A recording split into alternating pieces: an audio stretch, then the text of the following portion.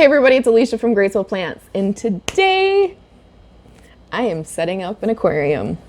But not just any aquarium, a super cool aquascaped aquarium that I am very, very excited about. So a few videos back, I had gotten some Marimo moss balls, and one of my little brothers, who also does YouTube, I don't know if you've heard of him, it's Ryan from How Farms Work. Apparently he's a big deal in the farming community. He comes over and he had saw my moss balls, and I was telling him about my plans to eventually aquascape Jack's fish tank.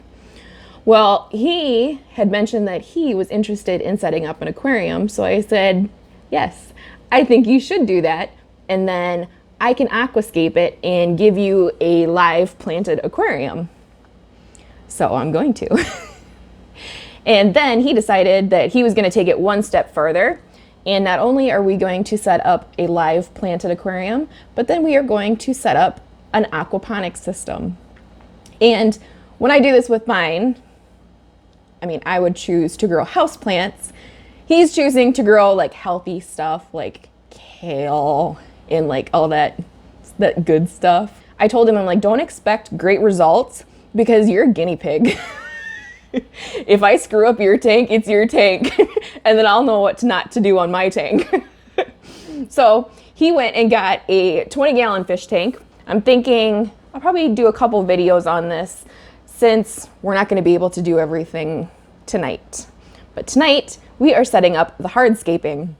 So I got a few things, and I don't know if I'm going to end up using everything, and it's probably going to take a little bit for me to play around with it to kind of see what kind of setup I like. But I did get a couple pieces of driftwood, and I did get some pretty cool spider wood. These came from Josh's Frogs, so I know that they're not treated with any nasty chemicals that I'm going to have to worry about putting these in a fish tank that is going to be used for those awesome leafy greens. So Josh's Frogs was my first stop when I was looking for the different pieces of driftwood and things that I might possibly use in this tank. Obviously, I've never done this before, so I've done a couple hours of research. So I mean, that practically makes me an expert. And one of the trends that I've noticed for people that do aquascaped hydroponic systems is that they don't actually use soil, because it makes it easier to clean the tank, is what I'm kind of hearing. And if any of this is wrong, please tell me down below in the comments, because like I said, I'm just a keyboard expert. We're just kind of figuring this out as we go. So any tips, tricks, comments would be greatly, greatly appreciated for us, because like I said, we're just figuring it out as we go. I did get fluorite. I did get a large bag of the gravel-sized pebble, or the gravel-sized material, and then I did get another bag of the finer material.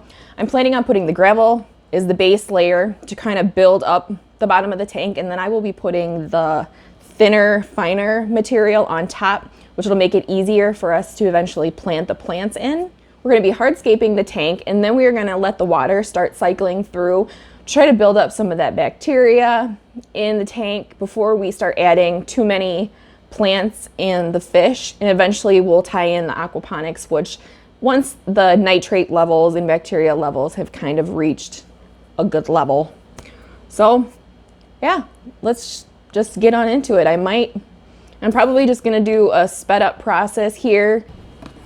What she's not telling you is that I'm actually planning on growing corn and beans in the aquaponics to see how much I can get per acre. Yeah, we're going to increase our yield and add to the bushels per acre with, you know, the aquaponics system. We're going to add to it. Yeah, have to harvest them and throw them in the bin. That would be kind of interesting to throw some soybeans in one of the things just to see what would happen. And this is definitely going to be a project. And like I said, we don't really know what we're doing. We're just kind of figuring it out as I go. So I started off by taking the 2 bags of the sand that I had gotten and rinsed them out in the sink in my super fancy spaghetti strainer. And it was at this point that I realized that even though the bag said dark, that doesn't mean that they were the same color dark. I ended up getting one bag of dark brown and one bag of dark black sand. So I panicked a little bit and ended up using the brown sand to fill in underneath the tank and then put a thin layer of the black on top. As you can see, I used a handy dandy spatula that I stole from my brother's kitchen to kind of smooth out the sand around the tank a little bit. Yeah, I was really pleased at this point.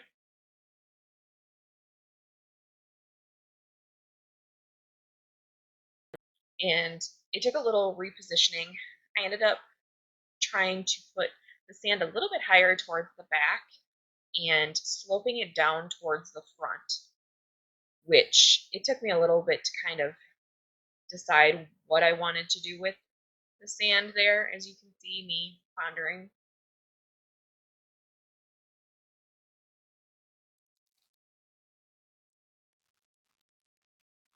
So I added a little bit more of the black sand that I had left in the bottom of the kitchen sink and just slowly kind of sloped the back of the tank a little bit more, ultimately coming up with this. All right. So my hat's off to anybody that has done this with their tank. It is a lot harder than it looks.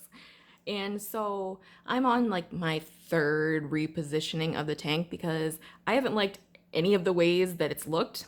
So normally you would have one focal point in your tank, which I would want it to be this driftwood. However, the driftwood isn't as big as I thought it was going to be, and I just can't come up with anything that I think looks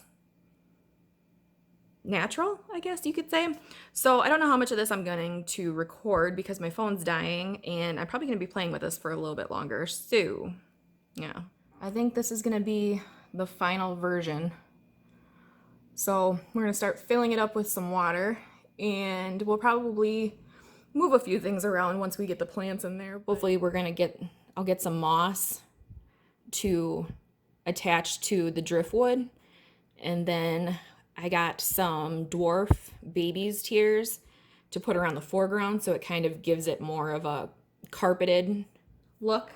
So I think it's going to turn out pretty nice, but let's get some more.